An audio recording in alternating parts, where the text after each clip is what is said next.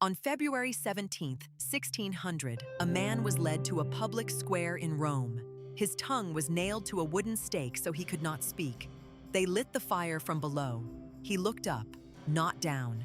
His name was Giordano Bruno, and he died smiling. Bruno was a Dominican friar, a philosopher, a poet. He spoke 14 languages. He could memorize entire libraries using a system he invented himself. He lectured before kings and universities, Oxford, Paris, Prague. Everywhere he went, rooms fell silent when he spoke.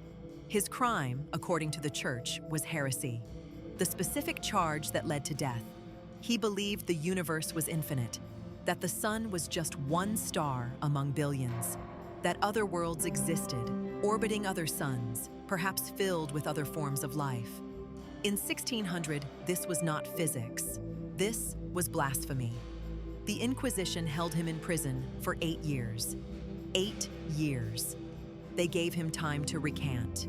He refused every offer, not out of stubbornness, but because he said recanting a truth was a form of dying before you were dead. He chose the fire over the slow suffocation of a lie. Now here is where psychology enters. There is a concept called the sunk cost fallacy. We continue investing in something not because it is right, but because we have already paid too much to admit it was wrong.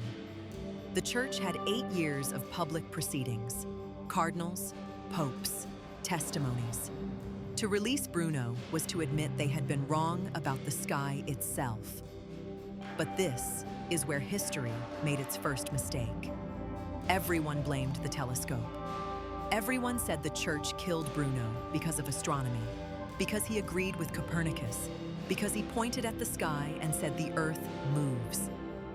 This is the story we were given. It is not the real story. The real charge, the one the Vatican sealed for 4 centuries, was not about planets. It was about God.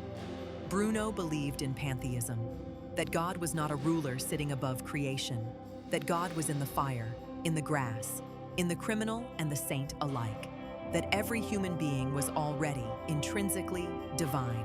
If that was true, the church had no monopoly on the sacred. No one did. This is the plot twist history forgot. The church did not kill Bruno because he said the earth moved.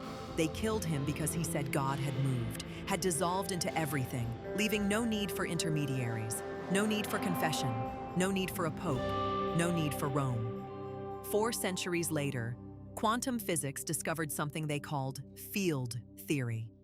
The idea that space itself is not empty, that it hums with energy at every point, that particles are excitations of an underlying field that exists everywhere simultaneously.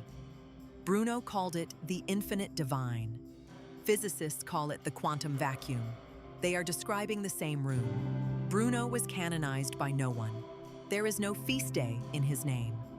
The Vatican issued a statement in 2000 expressing not an apology, but regret for the suffering of those who died during the Inquisition. 400 years, and the best they managed was regret. But the universe Bruno described, it never stopped expanding. It never waited for permission. Neither did he.